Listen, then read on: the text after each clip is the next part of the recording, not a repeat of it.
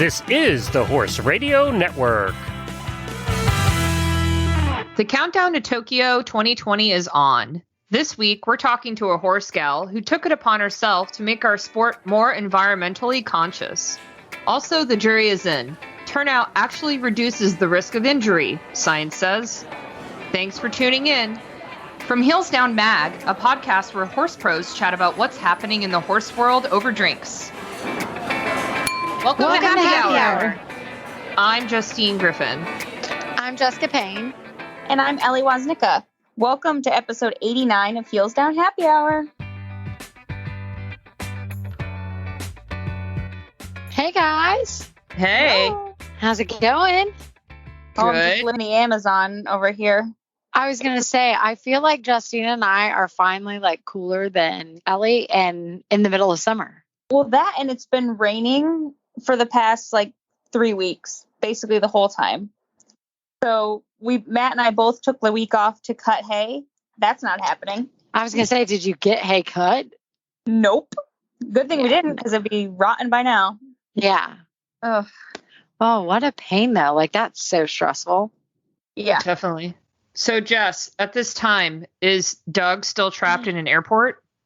He is currently, so, we pre-record this and Doug has been having all this flight issues to get to Tokyo. And I was telling Justine earlier, he is actually literally on the plane, but they have not taken off yet. So I will tell you guys, this is Tuesday and he was supposed to be there this morning. It's been like a big cluster, but he is in the plane and they're supposed to be taking off. That hopefully he gets there by 10 o'clock German time, or I guess he lands at 8, but at the farm in Germany in Aachen tomorrow, Wednesday in the morning. All right. So fingers crossed. Yeah. Yeah. This episode is brought to you by Eco Gold. Right now, if you order an Eco Gold pad, you can be entered to win a personalized drawing by a very cool equine portrait artist. Her name is Haley Sullivan. And all you have to do is order your pad before August 7th to be entered into this contest. That's super cool. It is so cool. She's a very talented artist. I've already checked out all her artwork, and you can see more examples of her work if you go to ecogold.ca. So what a cool little gift to have a personalized portrait of your own horse just by buying an EcoGold pad. And does that, just to clarify for everybody, is that any pad, doesn't matter if it's secure or any of those? Yep. Any EcoGold purchase made on the website at ecogold.ca up until August 7th. Looks like I need another EcoGold. Right. This is a good excuse, right? All right, Ellie, what are we drinking this week? Okay, so it's called the Clover Club. So here's what we got. We got 2 ounces of gin, about an ounce of lemon juice, about an ounce of simple syrup, and then 3 to 5 fresh raspberries, and then 1 egg white. So you're going to add all your ingredients together in your tin shaker and shake them for 5 seconds. Then whip the egg, add ice, seal the tin, and then shake it again. And then you strain it. Put it in your little martini glass, express a lemon peel over the top of the foam for aroma, and then you can either garnish it or discard it, and then you pop in your raspberries. That sounds super refreshing.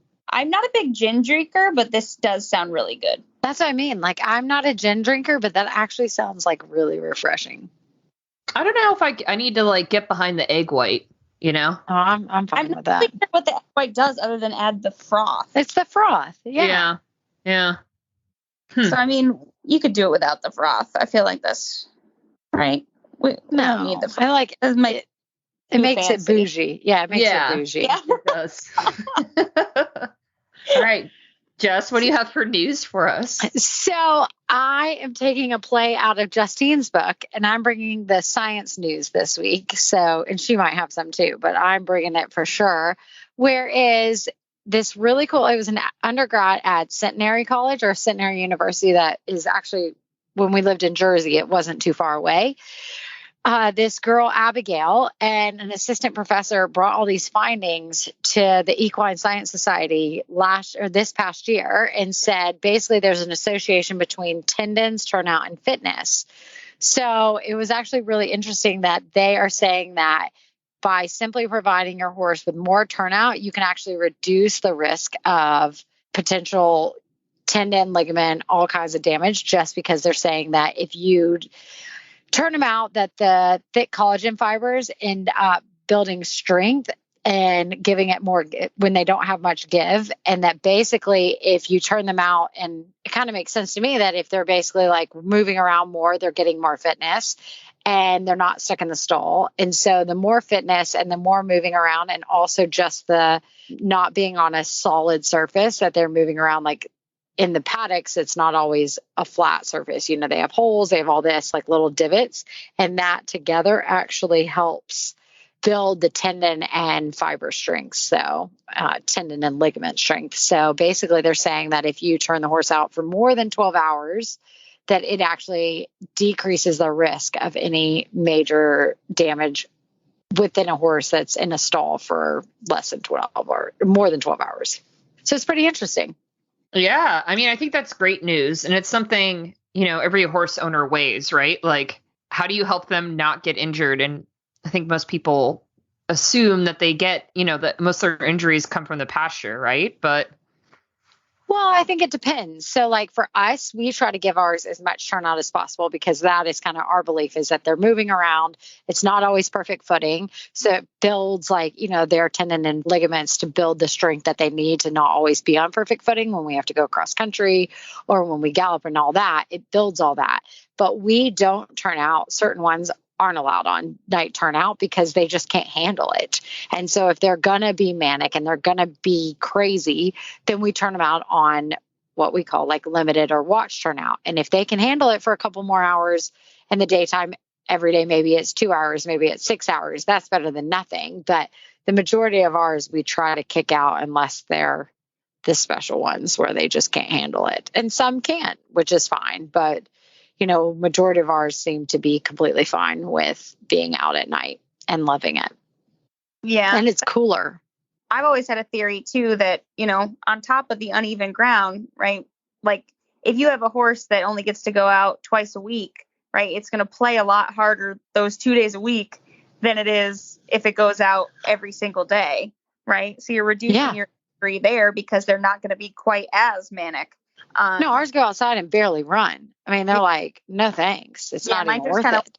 Kind of fizzle out. They're like, just except for Q. Q's always an idiot, just bucking by himself. Nobody ever joins him. The morning horses, like if somebody drives up like a UPS truck or whatever that, or, the tractor or something, that's why they're kind of on watch turnout, is so that you can see if they lose it. Because sometimes when they lose it, they just like can't ever get it back. So that's why they're on that morning turnout. But everybody else, like the night ones, like we had fireworks the other night. Like we're standing out there, like watching them because it was far away fireworks, but we're like watching them, making sure like one horse lifted her head up. That was it. Like everybody else was like, I'm just happy eating grass. Please don't talk to me. Please don't bring me in, because we bring them in if they're like bad storms and that. So they like get a little bit like, oh gosh, we don't have storms. Please don't bring us inside. We want to stay out, because they love it. I mean, most of ours do really appreciate night turnout. Yeah, mine goes out all night, and he hurts himself just as much in the stall as he does in the pasture. Yeah, he just needs bubble wrap, Yours isn't going to help if it's outside or inside. Nope. So, Ellie, what do you have for us? So I have been looking a lot for clients in the horse market right now. And I found this really cool article in the Chronicle of the Horse about this woman's experience with the horse market right now, which for those of you who aren't horse shopping, it is insane. Absolutely insane. Like, horses you could have gotten for $500 2 years ago are now selling for close to $5,000. Like it's insane. Like, especially the yearlings and stuff right now.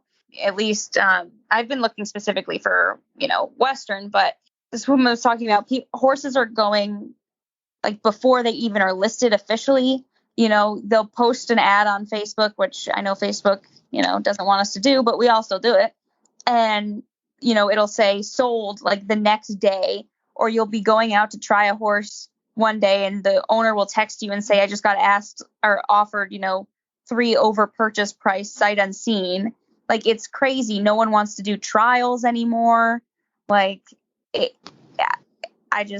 was baffled. So I'm glad to hear that it's not just a me thing. They do predict that hopefully by the fall, everything will kind of come back to normal in the market. At least they're kind of saying that, the market's reflective of, the economy right now. Like, everything is expensive. Like, I can't get my hands on plywood right now to save my life. And also just because of everything with the pandemic, right? Equestrian sports are something that, are more socially distant than a lot of the sports that were canceled. So they are kind of speculating that more people are coming in to the industry, which is great, but not great because they are really hiking up the prices on these horses. Well, it's the demand. It's the demand. We see it all over the place. I mean, we've had several sell and stuff, but you're also not seeing people. So in the hunter jumper and somewhat in the eventing market, people used to go abroad and buy horses, and now they can't do that. And they can't even go make the trip or whatever else. So then if you want to sit on it, you're having to buy in the States now, which is totally fine, but it's driven the demand up 1,000 times. Like, I mean, I had a client, I'm on both sides of the deal of the situation. I was selling for a client and I had another client looking at the horse, and, she said, somebody was like, oh yeah, well, 5 years ago, that's way overpriced. And I said, yeah, but unfortunately right now, like, that's the going rate of these horses. Yeah. And I was like, I hate to be the one to tell you that, but I was like, it is just what it is right now. Like, it is so expensive. And, the lady that she had asked about hasn't been in the industry in a couple of years. And I was like, a couple of years right now makes a huge difference because it is nuts what is happening with the industry. Like, price of horses are so expensive. Yeah. And like you said, yearlings and weanlings and all those, like, they're going for top dollar right now. Yeah. And not even the ones that are bred well. That's the scary part, is like a horse that like a serviceably sound lesson horse you can't even find right now. Like, lesson programs, they said in this article, they're struggling to maintain their stock because they just they're going so if any of you guys want to sell your horse, now is the time. Right. But for those of you looking, I mean, if you have a good horse, it's next to impossible to find a really good horse. So when do you think that will cool off? Like anything else, eventually that's got to even out. Just when you think people can go back to Europe to I think when everything starts to open back up. I mean, so we live in a different world right now. So everything's pretty open, but the rest of the world is not.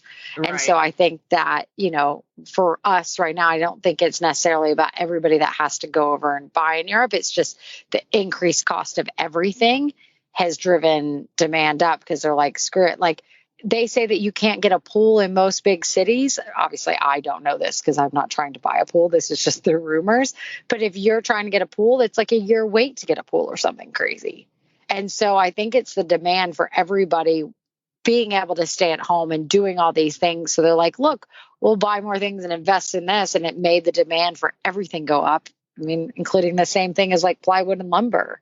So it's kind of crazy. I think till everything calms down throughout the whole world, I don't think you're going to see these go away. And I mean, I hope that it goes back down a bit, but I'm actually not sure. That sometimes, when like it all stays up, they're just like, oh, well, this is the price. And it just kind of plateaus there for a bit. So I'm hoping it goes back down, but I'm not sure about that.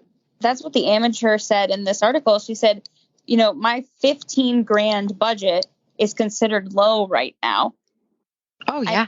And that's nuts. Yeah. Insane. I'm like, that is like 2 vehicles. I mean, not right now, because those are up too. Yeah, those are up too. I mean, like, this is the whole problem with the situation. Somebody stopped Matt while he was driving in a parking lot and asked to buy his pickup truck. What? Seriously? Because trucks are crazy expensive right now. Yeah. They are insane.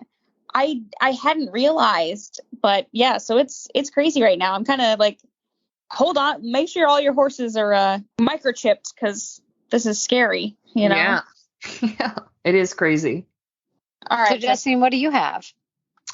So I have a weather-related story. Oh. So you might have read this already. It's kind of been in the news, but the Tokyo Games are going to be a hot one. The weather patterns kind of remind me of what we saw at the World Equestrian Games in Tryon. It's just going to be hot and it's going to be humid. It's going to be worse than that. You think? Worse than 2018? Yeah. Wow.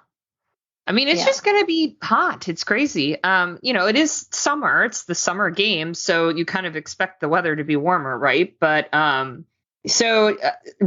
did a really interesting graphic, like comparing weather patterns in Tokyo and around the rest of the world, and just how humid it's going to be. So during the time of the Olympics, like when it's happening, Tokyo has like a very high humidity rate, which is really interesting. I guess I just never really thought about their weather patterns. When you think about them hosting an Olympic Games, I'm not thinking of like, what's the weather going to be like while they're there? But yeah, like riders are really in for some serious conditions.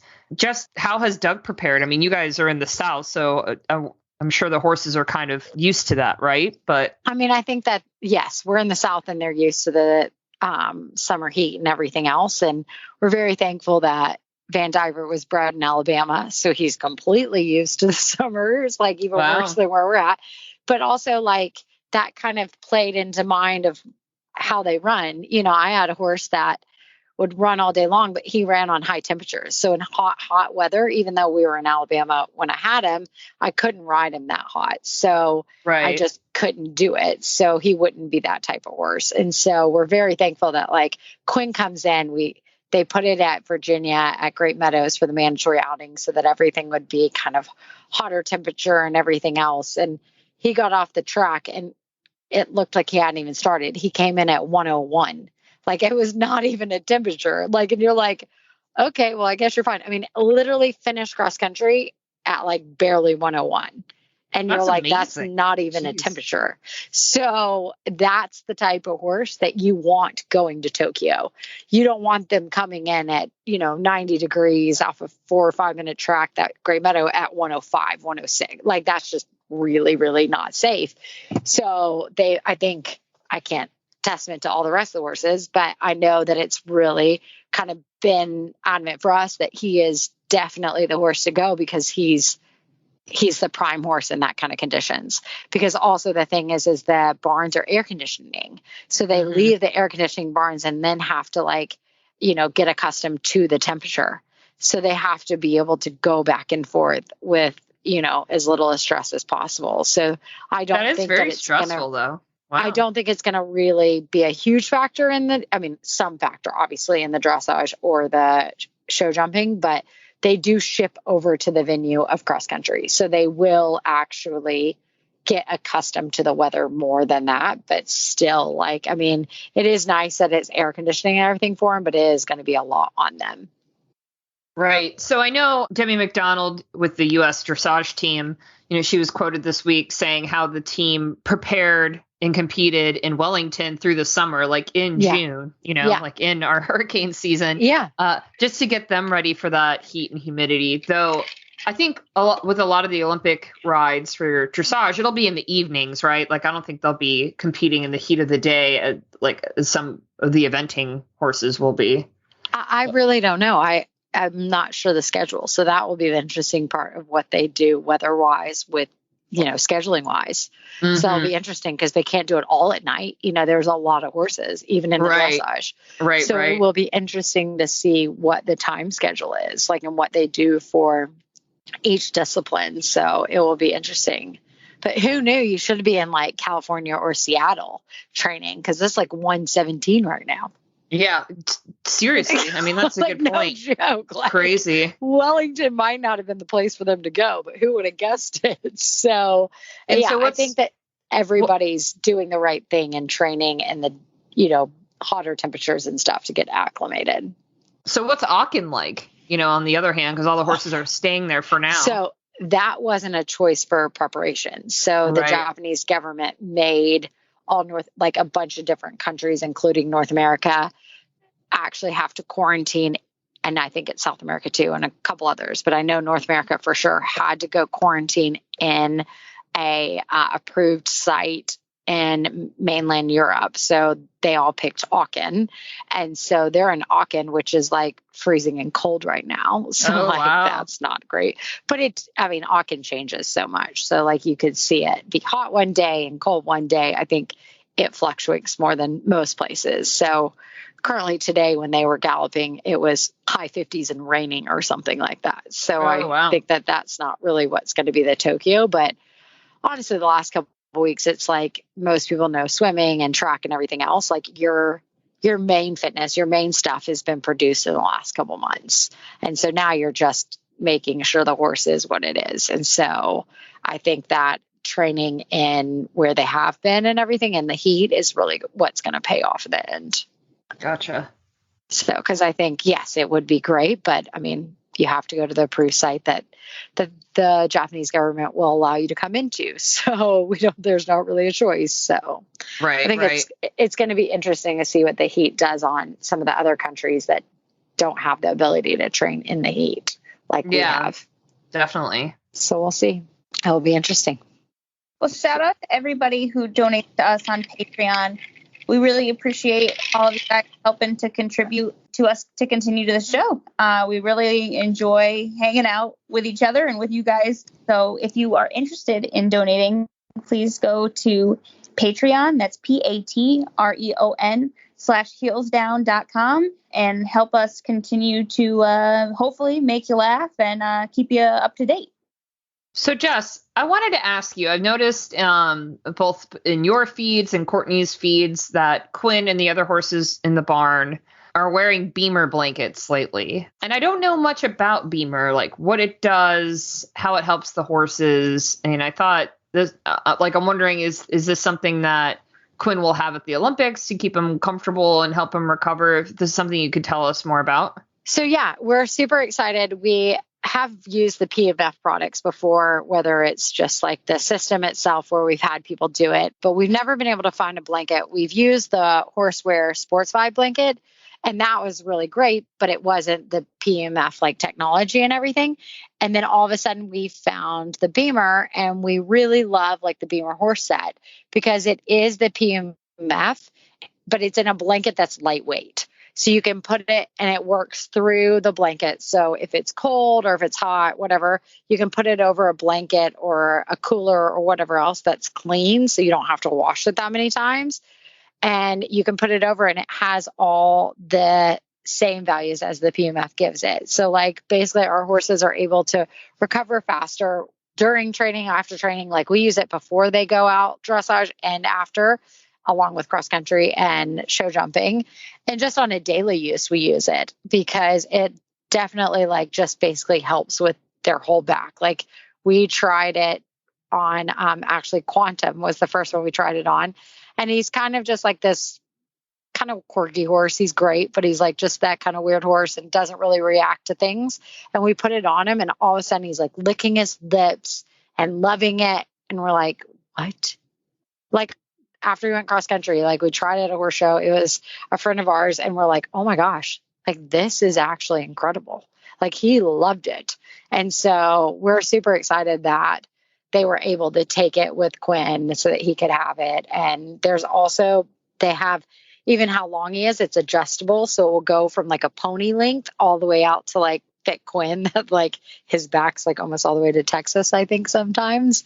And then also they have cuffs that go. So they call them cuffs, but they're leg boots and you turn them on and they're really just easy to use. And that's what was interesting to Courtney and I is like, yes, there's all these research, there's all this data and everything, but it has to be quick and easy for us because we have up to 26 horses usually, and it's craziness. So the leg boots, I found it interesting because you can strap them together and have different uses. So you can put them over their neck.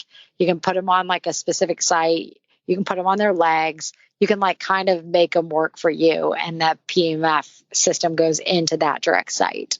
Interesting. Yeah. So, I mean, we we've been really, really happy with it. And it's easy. Like it comes in a little blanket box type thing and the cuffs fit in, and it's just very portable in that sense. Do you have any other questions about it? I mean, we've seemed to like really, we haven't tried a ton of other ones, but all the other ones we've tried like seem to be heavy, or, they just for that reason didn't have the system that we were looking for, or the PMF like kind of has to be all the other times like we've had to hire somebody to come in and use it. And then this time the horses can actually use it kind of day to day and be pretty useful with it. Is it easy to travel with for you to like pack up and transport? It's so small. Like it goes into like this tiny little box. Like it's smaller than my suitcases, which I know don't say something because I have some of the biggest suitcases, but it's like a small duffel and it's super lightweight and it's like really portable. Like it's super, super easy. Is it something that you really have to like monitor them when they're wearing it, or is it something that they... No, we like put it over their blanket, tie them in their stalls so they don't roll, and stick it on them, turn it on. There's different settings, like up to, I think, 15 minutes. And then you just leave it on them and then check it and it's turned off. Because that's the other ones. Like some of the people were like, oh, you have to stand with them. I'm like, well, I don't really have that many people that can stand with my horses for 15 minutes. Like we're just, right. We don't have that ability. So it was nice that like you could throw it on at a horse show, turn it on, come back, it's already turned off. And like a lot of times we just put them in like the grooming stall or like the cross ties that we've made at the horse show or at the barn, and they wear it. And like my jumper loves it. He wears it all the time. Like he's obsessed with it.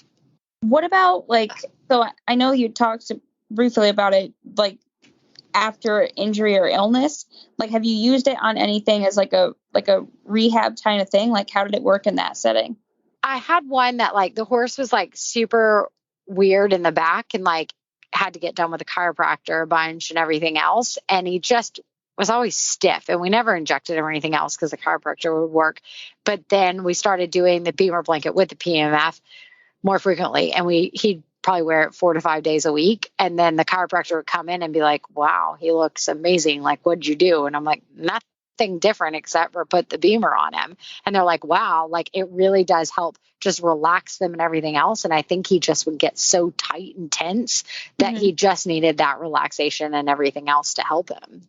Okay. Yeah. So he wasn't actually like hurt, but it did, the chiro would be like, look, he just needs something. And so we were like, well, we tried this and it seems to work. So we were really happy. Everything helps. Right. Everything helps them. And like not having to inject them is awesome. So, because, if that's avoidable, that's even better.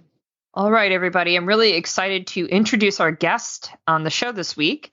It's Stephanie Bolger, who is born and raised in New York City. You might know her name because in 2018, she founded Green is the New Blue after seeing a troubling lack of awareness of environmental concerns around the horse show circuit. So Stephanie has shown and owned some of the country's top show hunters, and she currently competes in the amateur owner hunters while cheering on her own Grand Prix horses. Her goal is to make the world a greener place for herself, for her family, and for the horses she loves so much. Hi, Stephanie. Hi, nice to be here. Thank you so much for joining us. Thanks for having me. So I feel like I first talked to you, it might have been in 2018 when Green is the New Blue was just starting. And I wonder, I wonder if we could start back then. Like, what inspired you to start this initiative? Sure. Well, it was a real cliche light bulb moment. I was actually at a horse show, hand walking one of my horses, taking him out for some grass. And it was such a beautiful day. It was one of those days where you just are very happy to be with horses outside and not sitting in an office or sitting indoors. And I remember just taking a deep breath and saying, God, I'm so lucky to be here. And then looking down at the ground, and there was garbage everywhere. There were cigarette butts and bottle caps and bits of baling twine, you name it. There was just a lot of trash. And we ended up having not a relaxing graze at all because I was sort of jerking my horse around trying to get him away from all of the crap, excuse my language, that was all over the ground. And then I started realizing there were very few garbage cans around this show, much less recycle bins. There was not a single one. And it just kind of all hit me in that moment that at home in my day-to-day life, my family and I were taking pretty big steps toward being more sustainable and sorting our recyclables. We were bringing our reusable bags, our reusable coffee cups. We were saying no to plastic straws, little things here and there. And none of that was happening around the shows that I was attending. And I felt like something really needed to be done. So instead of just complaining about it, I started Googling and researching and figured out that there really wasn't anyone else out there doing this. And so that's kind of how the idea was born. That is super cool. And so since that has happened, like, where have you guys gone into a bunch more horse shows since that one? Like, how's it kind of grown since you started? Thank you. Well, it caught on really quickly, actually. I initially spoke to two very dear friends of mine, Jen Berger, who's sort of my equestrian idol. She's an amazing woman who, I mean, she's the president of the National Horse Show, and she's one of the founders of the Brandywine Summer Series. And she's one of the first people I spoke to. I sort of went to her like, I'm crazy, right? This is not a good idea. And her eyes got really big and she said, this is an amazing idea. You have to do this. And we want to do it at Brandywine. And so she looped in another friend of ours whose name is Bill Rube. And he also said, this is incredible. This really has traction. We really want Brandywine to be a greener show.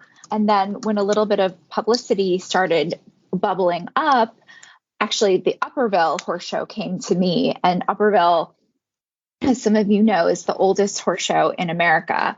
And when they came to me and said they wanted to be green and do better, that for me was like a huge motivation that I was on the right track. And I was also like so honored and proud of the work that like this venerable, iconic horse show was interested in what I was doing. So Upperville was actually where we launched and followed up by Brandywine. And then that fall, we had a presence at the Pennsylvania National and the Washington International. And then it's just been growing from there. We have everything from the Sonoma Horse Park, the Desert Horse Park, the Split Rock Jumping Series, all the way to the Glen Eyre Equestrian Program. We have the College Preparatory Invitational, which is aimed more at young riders and intercollegiate riders. So we've kind of started spreading out and covering a real breadth of the sport, which is incredible for me. Yeah, so we were just at Split Rock and we saw it everywhere and we were super excited. Yeah, so it's pretty awesome with this whole like initiative and everything else to see it places and to see it live and everything else. So it's pretty awesome because it just kind of reminds you everywhere, and just to take a presence that you're like, okay, this is what it is. And, you know, even if you're not sure, it just kind of makes you take a step back and be like, wait, what is that? And then you find out more about it. So it was pretty awesome. We saw it at Split Rock in Kentucky a couple weeks ago. Oh, I'm so glad. And that's such a valid point you made about, the brand recognition and seeing it. And if you don't know what it's about, it might lead you to Google something or find us on social media. That was a big part of the impetus behind the Living Jump. So I don't know if you all saw that in the Hunter Ring. It was a concept that I developed within the last year, when I noticed at the end of WEF, all of the flower boxes that had been very well used throughout the 12-week circuit, all of those plastic flowers had sort of shed their petals, and it was just this pile of brightly colored plastic petals.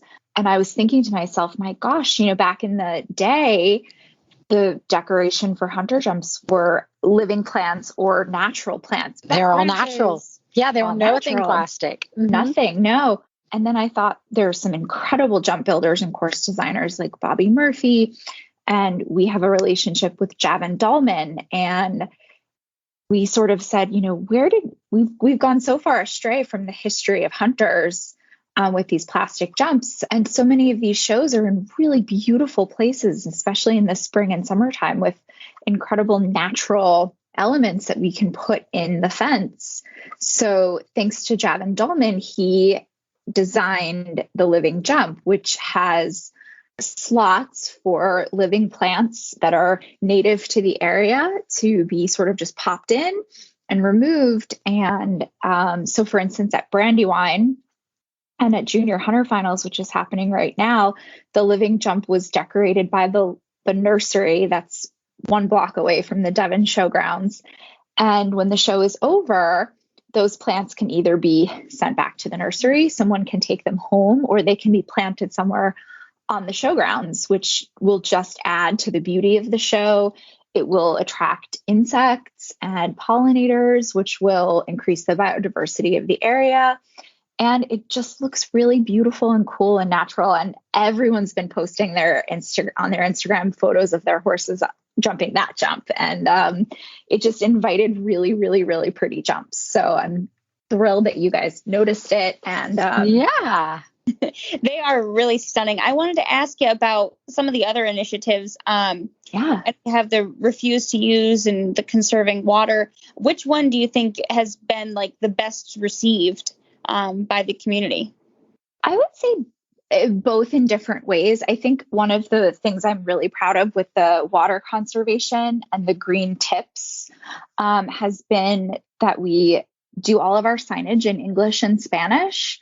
We are really cognizant that there's an amazing workforce in our industry of men and women from Latin America, and to really make sure that we are inclusive of them is something I'm really proud of. And certainly the grooms that I know have been really appreciative of the fact that we took that time, and they've said like, oh, that hose is leaky, or, that faucet doesn't turn all the way off. And they feel empowered to either tell who they work for or go to the horse show office or tell someone on the grounds crew about a problem at the water spigot. And that's huge, because at a huge festival like the Winter Equestrian Festival or at the Kentucky Horse Park, for instance, that can mean a difference of, hundreds and hundreds and hundreds of gallons of water. Right. Absolutely. So Stephanie, why is this mission important to you? Obviously, it's a big one, and you're making some significant strides in the horse industry. But just curious, why this specific initiative? Well, I think it can be very daunting, the problems going on, and when you see climate change happening in front of your eyes. As you said when you introduced me earlier, I have a son, he's 6, and I am scared for his future and for what we as his parents are leaving behind for him. But with all of that being said, I was very daunted and I didn't know where to begin. And I wanted to change everything about my whole life and everyone around me. But I realized I can only do so much. So instead of feeling overwhelmed and throwing in the towel, I felt like I could make a change sort of in my own backyard, and starting with the sport I love. And, the barn is where I spend the most time. And horse people are the people I spend the most time with. And it's an industry I'm really passionate about. So what should riders be aware of, and what can they do to help make the sport a more sustainable place? And I guess my specific question is specifically barn owners. How can I reduce my impact? Actually, my dump just stopped for taking shaving bags. So I'm going to have to try to find a place where I can get them in bulk. But what can the average amateur, the average professional be doing to help reduce their personal impact? That's a great question. Well, I would say 2 things. I would say if you have any green practices at home already, you should be bringing them with you to the barn and to shows. I always have some cutlery and forks and paper or cloth napkins and reusable straws littering the bottom of my purse, because it's just in my habit now to always bring that kind of stuff with me. And it's made a huge difference when I go to shows and I have to grab something to go. I can't always bring a reusable container, but if I have to use, get like a salad in a plastic container, I don't feel as guilty because I have a metal fork that I brought from home. And that I found that as I started making changes, I didn't even tell anybody, but people around my barn started catching on. And I noticed fewer and fewer people stopping at Starbucks, or, someone actually started just bringing, she hates to go coffee cups, but so she just brings a regular coffee mug with her. And somehow the coffee doesn't slosh out and spill all over the place. But I find that good habits are contagious. So if you sort of model the behavior that you want other people to adopt, just sort of walk the walk, I would say start there. And the other thing is like pick one or two things that really, really bother you, or one or two things that really are difficult for you. So shavings bags is a huge one. I've had so many people write in with questions about what to do with them, how to dispose them, where to get bulk shavings. That's a great option if you have a place to store them. We don't. So we rely on shavings in plastic shavings bags. And I have tried almost every alternative bedding there is out there. My poor horses are the guinea pigs. I've tried hemp, I've tried coconut, I've tried cardboard, and none of it worked. It was either much more expensive. My waste removal company wouldn't take it. So it not only was it more expensive to buy, it was much more expensive to dump. So it's a big problem actually, of shavings themselves and the shavings bags. So I think enough people are troubled by it that it's time for the shavings companies themselves to start figuring out a different way to package their product. When I was a kid, the shavings came in paper bags, and one of our like barn rat chores when we were kids was to cut the bags to make wraps for poultice.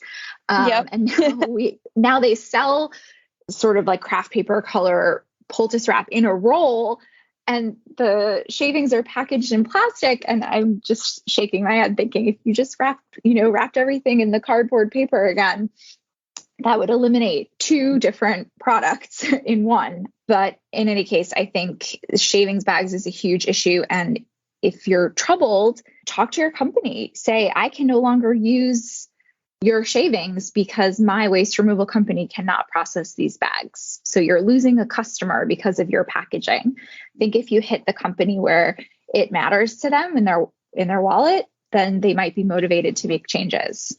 Thank you so much. So I'm gonna give them a call. Yeah, right. And thank you, Stephanie, for coming on. This was great. Thanks for coming on. This was awesome. Thanks. You came, you rode, you probably stayed on, and you probably hate my radio voice. The Heels Down Horse Show Hangover Kit helps you get from your last class on Sunday back to work on Monday feeling refreshed. Pick up one as a gift for yourself at your local tack shop or in the Heels Down shop. We had some listeners want to ask you a couple questions about pertaining to the Olympics and different things like that. So first off, how does it feel being bumped from alternate on the team to making the list?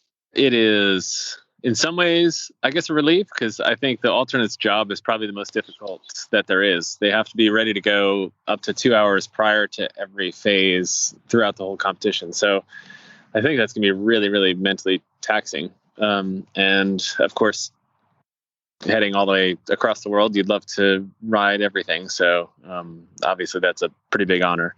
So try and make the most of it.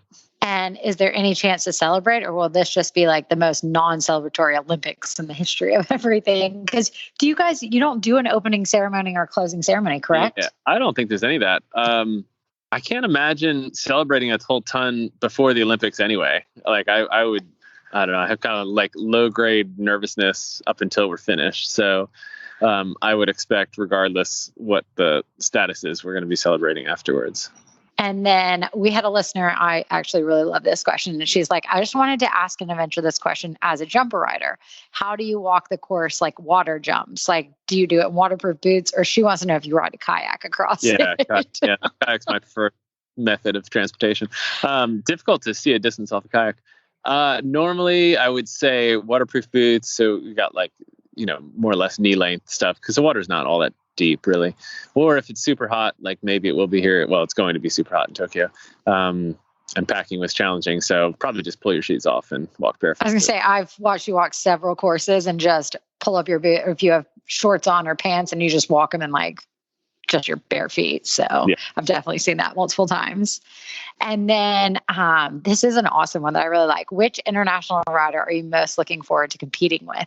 This might come off wrong, but I'm going to say none, because I would like to think that regardless who's in the ring, I think getting wrapped up and thinking, oh, that's so-and-so or so-and-so over there, to me, at least personally, it would be more detrimental and sort of removing focus from the job at hand. So not really looking forward to any particular person. I mean, it's obviously a huge honor to be there and be among everyone, but the goal is, and the job is really just do the best we can with Quinn. Okay, so spin off to that, is there going to be any particular, are you going to try to watch a ton? Like, are there certain people that you've never seen in real life that you're pretty interested in? I know you haven't really even seen the list in depth and stuff, but is there somebody that you're like, maybe that'd be really cool to watch them do dressage or show jump if there was possible? I think it's a pretty well-packed list, so right? I think it's be more just watching whomever it is in the ring. If it's something, I mean, say I went second day of the dressage, obviously going to watch all the US people, and if there's a few around that might be really good that are conveniently timed, then we'll take a look there too. But it won't be something that's like appointment viewing that I will only go watch one person. Okay. And then I'll go ahead and answer this. So somebody asked if the whole family is going. So with this Olympics, they're only allowing 2 owners per horse, along with Courtney and Doug.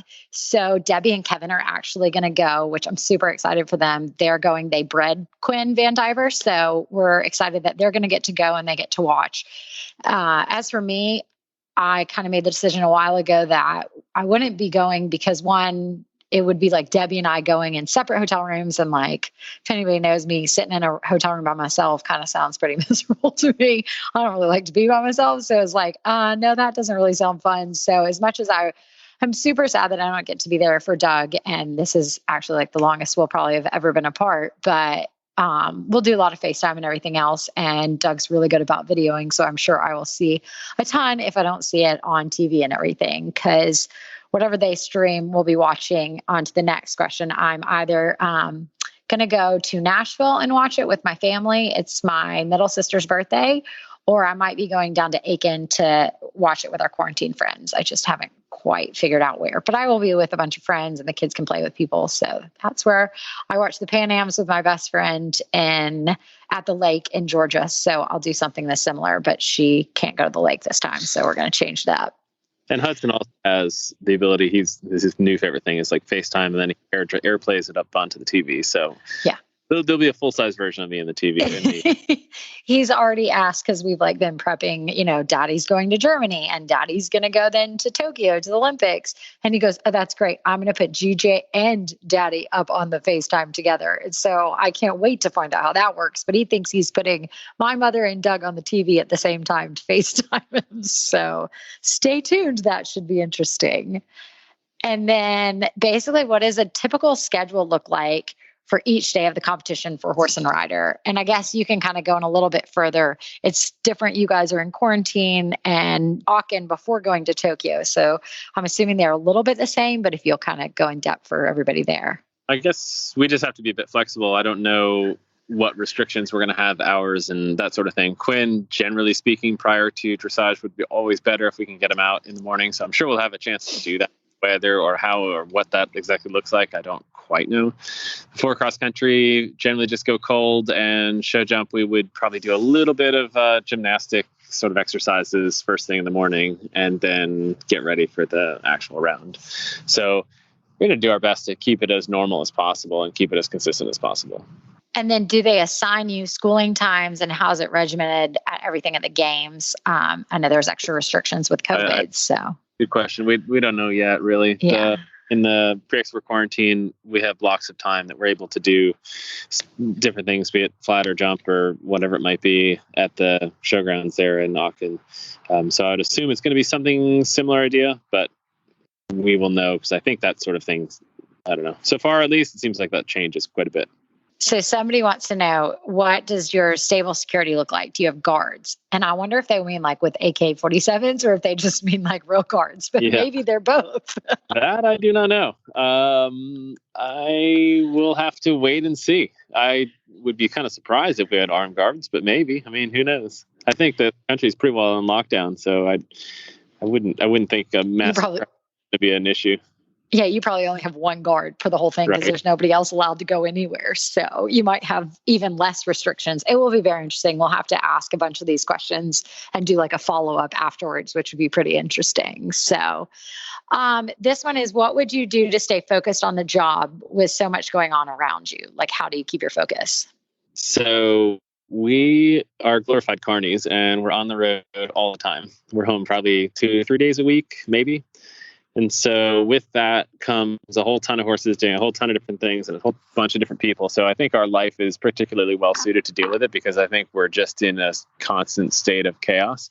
So once I get on the horse, whatever it is of the day, I guess I've just had a lot of practice being able to shut everything else out and then just focus on that. So it can be, complete chaos. And then once I'm on and walk out of the door, then I would like to think that I'm pretty good at just sort of focusing on whichever horse that might be, what they need for the day and how to make the best of their performance.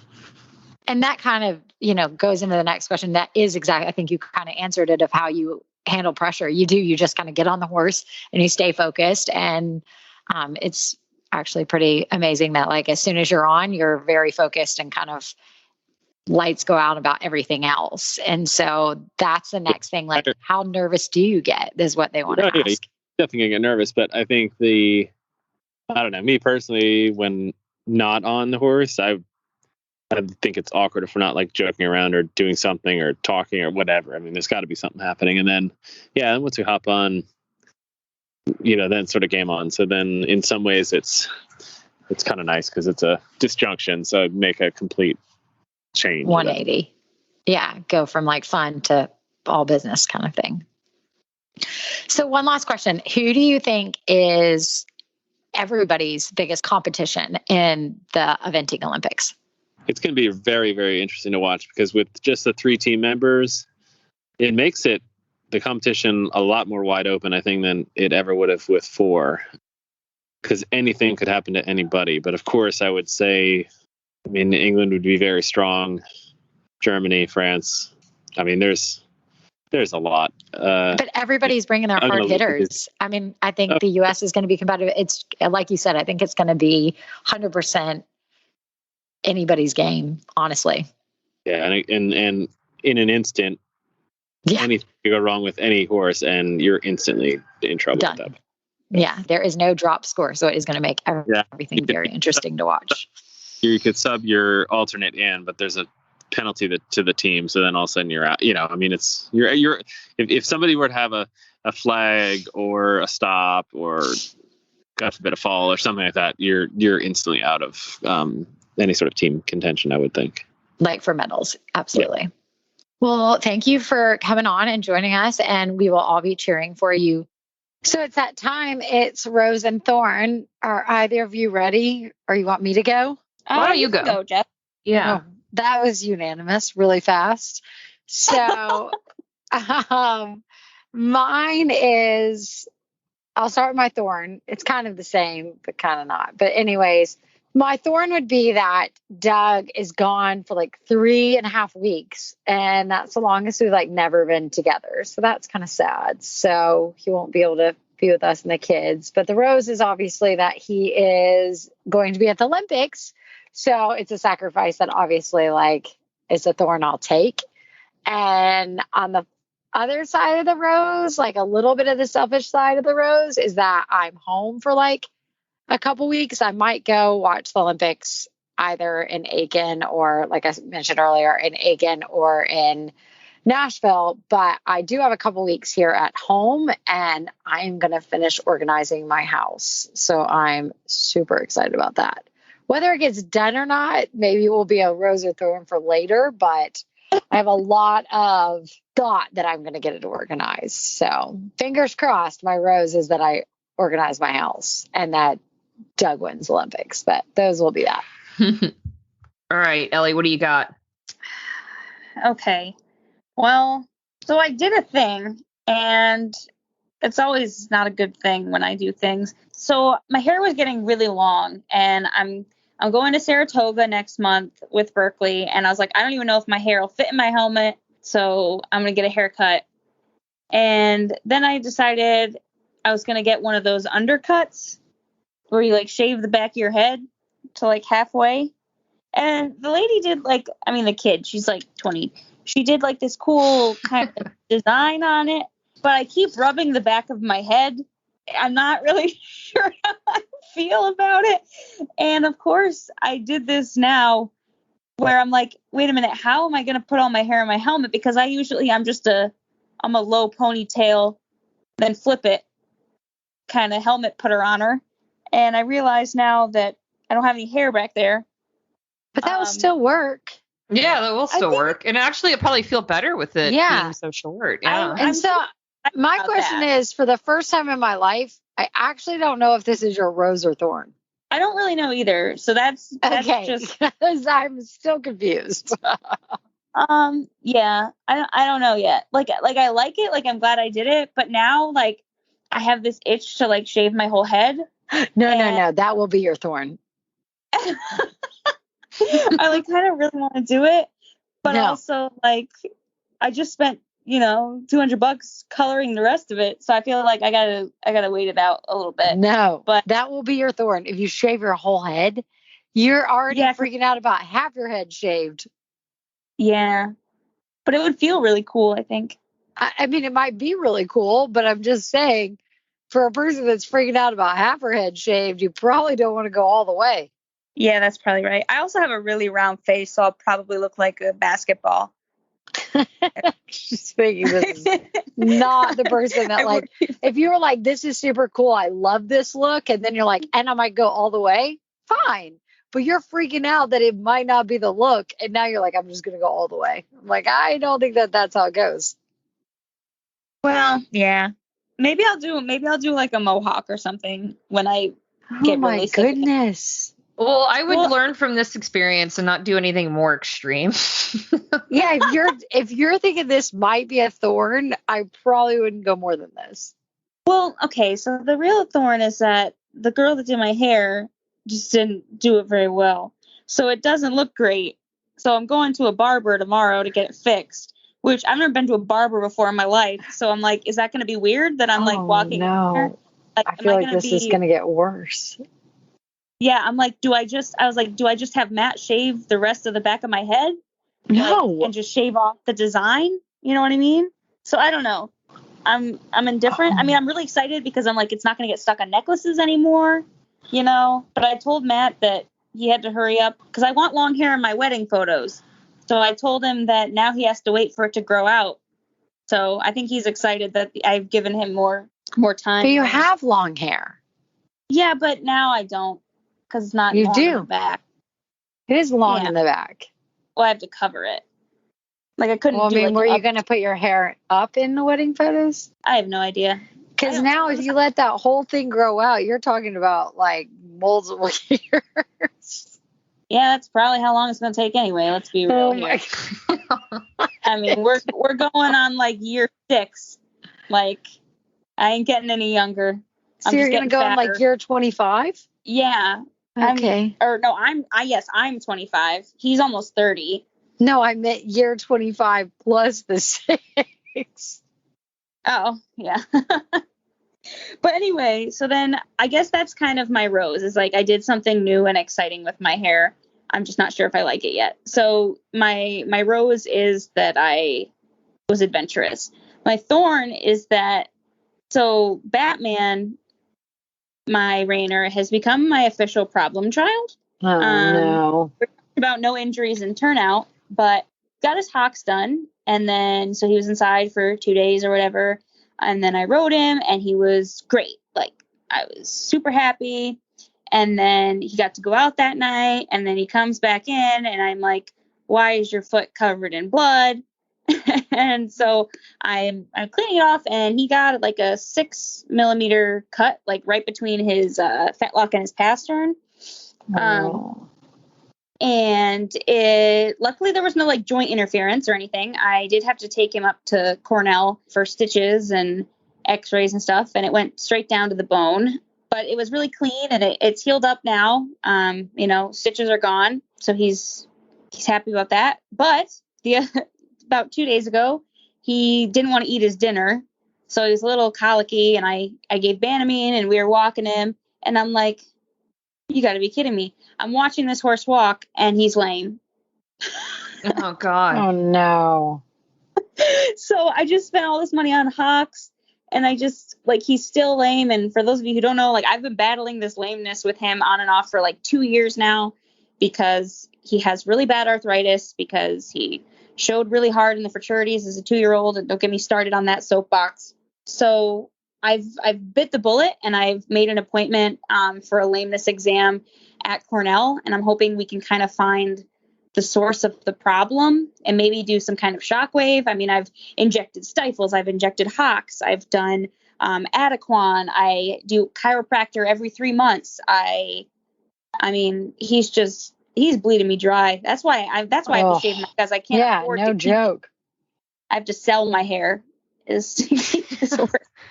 Oh, God, horses. So anyway, so that would be my thorn, is just Batman in general, and my mom was like, well, maybe he's just, he won't be sound. And I'm like, oh man, that like would suck so bad to, have a horse of his talent and work ethic. Like, I mean, that horse, like even 3-legged lame, wants to work like so badly. And he's 14. Like, this should be the prime of his life and not, the end of his career. Right. So I'm super disappointed and cranky about it. But so that's why I shaved my head. I was cranky and I shaved my head. I literally had half a Britney Spears moment that just happened. I'm realizing that now. Yeah. At least you only did the bottom half. Yeah, at least hopefully your life is going better than mine. We'll go with slightly. So I'm literally like from today a week out from going to WEC, and I've had nothing but terrible rides for the last week. I don't know what I'm doing that I'm just like falling apart. So now I'm like, it's all I can think about. I'm like wigging out, and I broke my reins yesterday, and so I just bought an expensive new pair of reins. Like, I keep trying to fix them, and I needed to buy the new reins. And Mikey, I have no idea what he did. I think he did this in his stall, just like ripped open his leg. So he's just going to have this long, ugly, gross scabbed. Hopefully it's scabbed by next week. Like, so I'm right there with you, Ellie. I don't know. I'm not to the point where I'm going to shave my head yet, but literally from today is the marker. I'm 1 week out from going to WEC, and I just can't even tell you the last time I've had a good ride on my horse. It's me. It's like I'm all in my head, and now it's all I'm thinking about. And I keep telling my husband, like, I wake up every day and I'm like, today's the day I'm going to have a good ride. And all I need is like one good ride and I'll feel better about it. But then I don't. And then, of course, Mikey, I don't know what he did. I think he did it in his stall, actually, but he just like tore open his right front leg, and it's not terrible. It's like all superficially sound, but it just looks so ugly. So it'll just scab over in time to go to this horse show and just look ridiculous. Buy some of the show paint, the Shapley stuff. I've never done that, but maybe. Oh, it's great. Is it good? Oh yeah. Because okay, so Shapley makes it. Yeah, like once it scabs over, it'll be in the color that you want of your horse. So you just go by the chestnut color. Yeah. Okay. We did that all the time when horses had poop stains. Just spray them white. The lazy way out, but I love it. Yeah. Okay. Well, okay. That's good news. But yeah, I need to. Tomorrow I'm going to ride in the morning, and I told Alex, like, if it goes as poorly as it's been going, then I'm just going to give him 2 days off, and I like need to reset my brain. Yeah. Well, and that's the thing, is sometimes like taking a couple days off, like, will literally like reset you, get you back focused, and then you can like start fresh. Yeah. So hopefully, say a prayer for me. But now I'm going to be Googling like where I can pick up some of this show paint. Oh, anywhere. You can get it at the show. You can get it. Do you trail ride, Mikey? Like, can you go for a trail ride and just kind of do something like no pressure, just to kind of take off of both of you? I would love to do that, but it's everything. All the trails are soaking wet mosquito nightmares after the hurricane. You know what I mean? This is like the worst time of year to try to go do that. Yeah. He wouldn't like that very much. Yeah. No, we'll both just be eaten by bugs and be like disgustingly sweaty from the muggy. You know what I mean? It's just not the bright. We did a couple of trail rides the last couple of weeks, but after the horse show, I just cannot. I think he's just tired of seeing me. You know what I mean? Like, I'm not riding him any more than I normally would, but like every day the ride has a purpose, you know, and we're drilling the same thing over and over again because I'm riding the hunters, you know.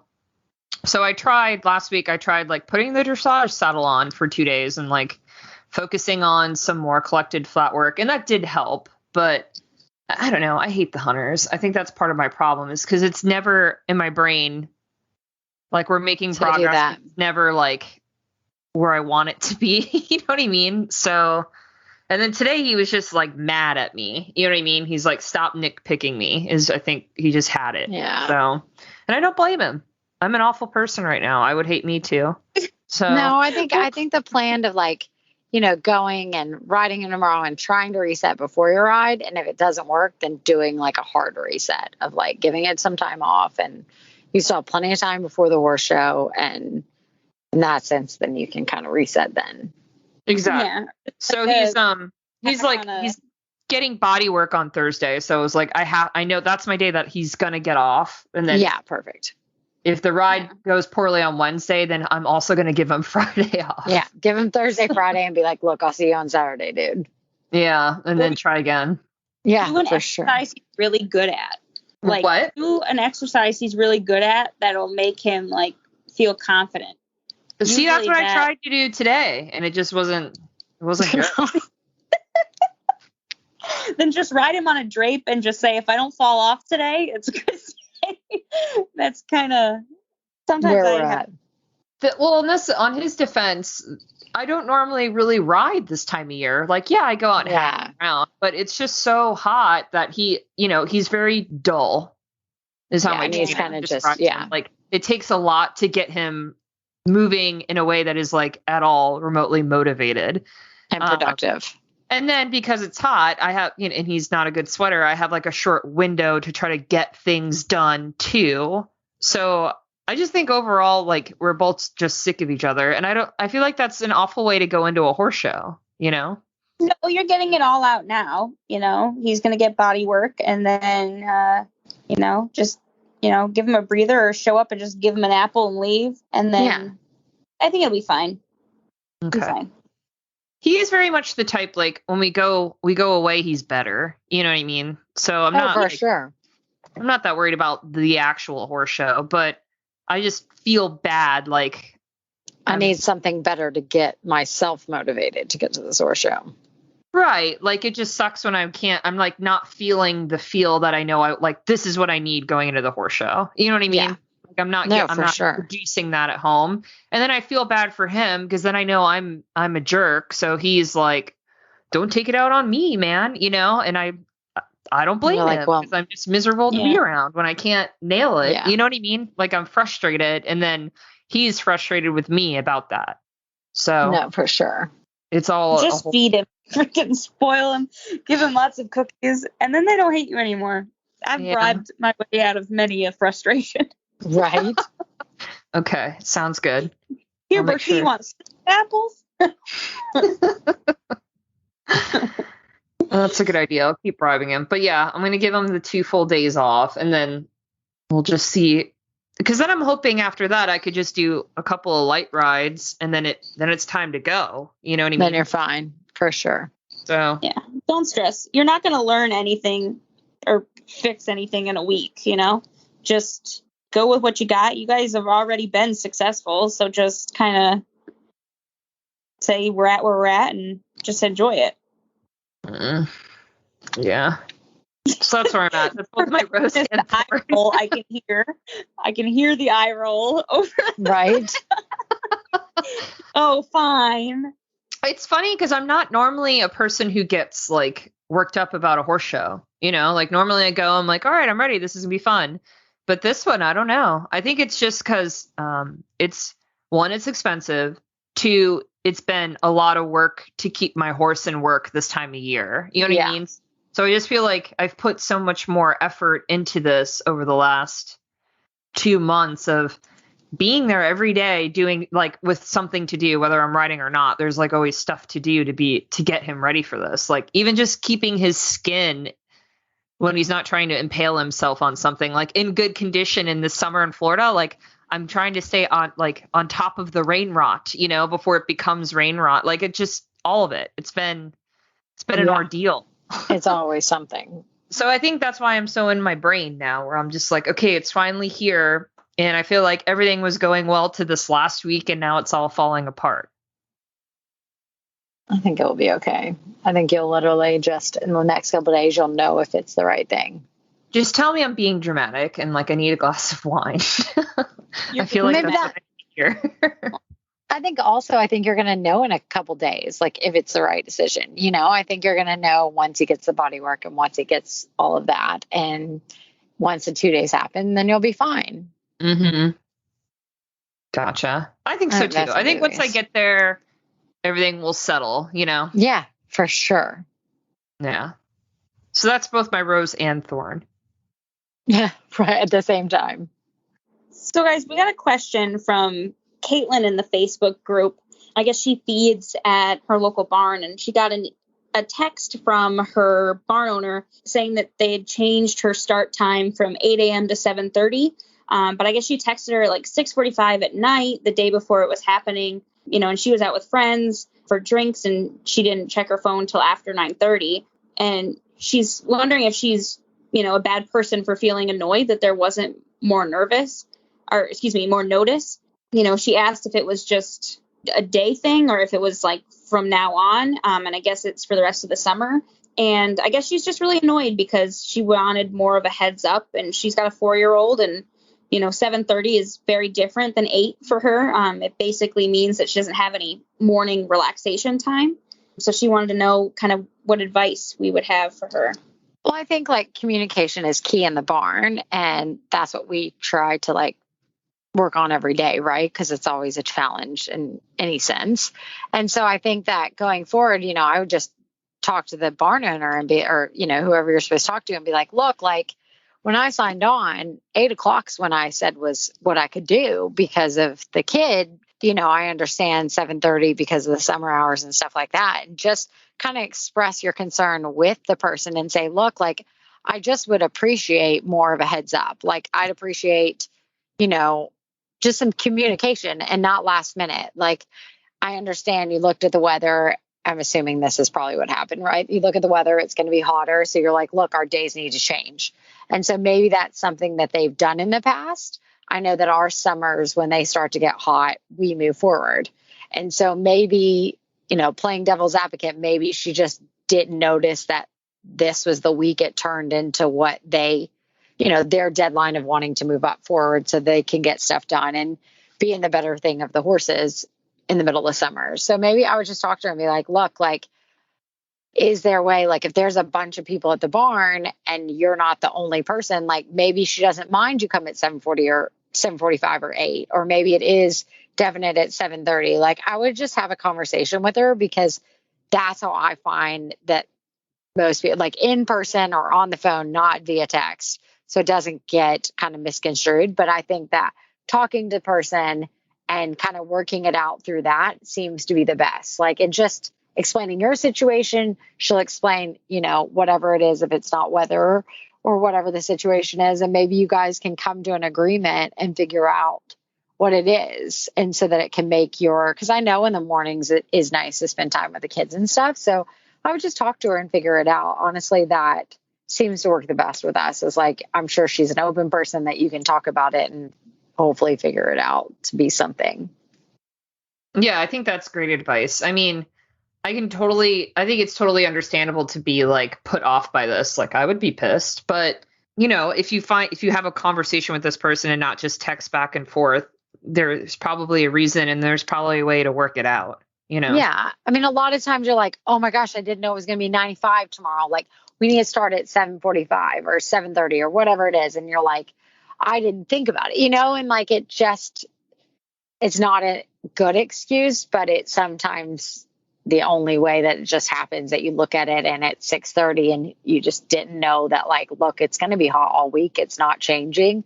It's breaking and we have to start earlier or whatever it is. But I think talking to them seems to be the best in person or on the phone that you can resolve it, because I think she's probably annoyed at the weather or whatever it is anyways. And she's like, oh, I have to start earlier too. So she's like, everybody has to. So I think talking about it would be the best situation. Definitely. Yeah, I agree. And I think that, I mean, for me, like, I'm not going to lie, as somebody who doesn't have kids, I was like, it's 30 minutes, that's not a big deal, But then I realized, no, it really is. Like, especially if you find out the night before, your plan changes. And I'm a big routine person, so I understand how, like, that, half hour change, that's huge. So yeah, I understand that. And I think that Jess and Justine both gave you really good advice. So if you have a question for us and you want us to answer it on the air, you can always send us an email at hello@heelsdownmedia.com, or you can post in our Facebook group, which is the Heels Down Happy Hour Podcast Lounge. If you want to hear more from us, you should subscribe to the Heels Down Spark, our daily email newsletter. You can do that by going to bit.ly/sparkbyhd. We want to say thank you to our partners this week, Eagle Gold and Soap for Dirty Equestrians. All right, guys, that's a wrap. Cheers. Cheers.